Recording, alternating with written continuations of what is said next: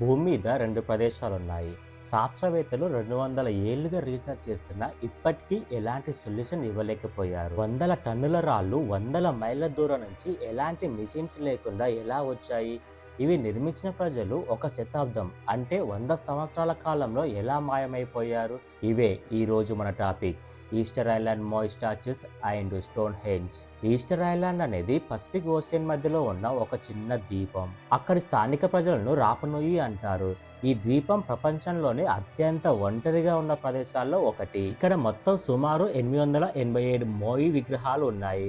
ఈ విగ్రహాల బరువు 10 టన్నుల నుండి 85 టన్నుల వరకు ఉంటుంది. వీటిని 13వ నుండి 16వ శతాబ్దం మధ్య చెక్కారని సైంటిస్టులు చెబుతున్నారు. అయితే అంత బాగానే ఉంది కదా అనుకుంటే అసలు టెస్ట్ ఇక్కడే మొదలవుతుంది. అసలు ఈ మోయి విగ్రహాలను ఉపయోగించే రాయి ఈ ద్వీపంలో దొరకదు. అంటే రాయిని ఇతర దీవుల నుంచి తెచ్చుకోవాలి. 75 టన్నుల రాళ్లను సముద్రం దాటించి తీసుకురావడం అప్పట్లో ఆల్మోస్ట్ ఇంపాసిబుల్. ఒక్క మాయని కదిలించడానికి నేటి లెక్కల ప్రకారం 500 నుంచి 1000 మంది మ్యాన్ పవర్ అవసరం. కానీ ఆ టైంలో రాపనోయి జనాభా అంత పెద్దది కాదు. కానీ రాళ్ళు కదిలాయి, కిలోమీటర్ల దూరం ప్రయాణించాయి. ఇవి ఎలా కదిలించారో ఇప్పటికీ సైంటిఫిక్గా ప్రూఫ్ లేదు.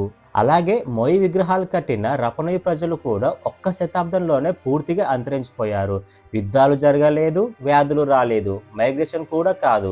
కానీ ఎందుకు, ఎలా అనేది ఇప్పటికీ అన్సాల్వ్డ్ మిస్టరీనే. 2012లో ఆర్కియాలజిస్ట్ కింద మానవ అస్థిపంజరాలు కనుగొన్నారు.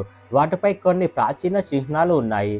ఇది సైంటిస్టులకి ఈ ప్లేస్ గురించి కనుక్కోవడానికి కొంచెం బూస్టింగ్ లా అనిపించిన పూర్తిగా నిజం బయట పెట్టలేకపోయాయి. Number 2 stone henge.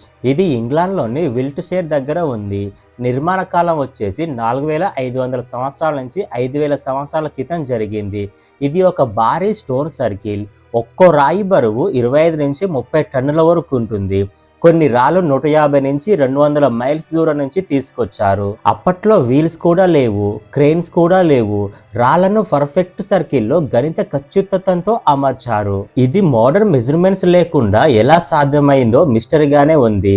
ఇక్కడ కూడా కొన్ని మానవ అవశేషాలు దొరికాయి.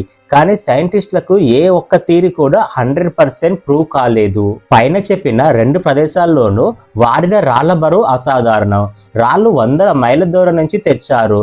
Transportation impossible. నిర్మాణం గణితపరంగా అత్యంత ఖచ్చితమైనది.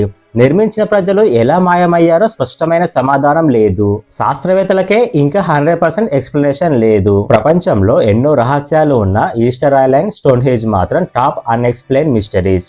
మనిషి ఎన్నో సెంచరీస్ గా టెక్నాలజీ పెంచుకున్న కొన్ని ఏన్షియంట్ నిర్మాణాలు ఇవాల్టి వరకు ఆన్సర్ ఇవ్వడం లేదు. కొన్ని రహస్యాలు ఎప్పటికీ రహస్యాలుగానే మిగిలిపోతాయి.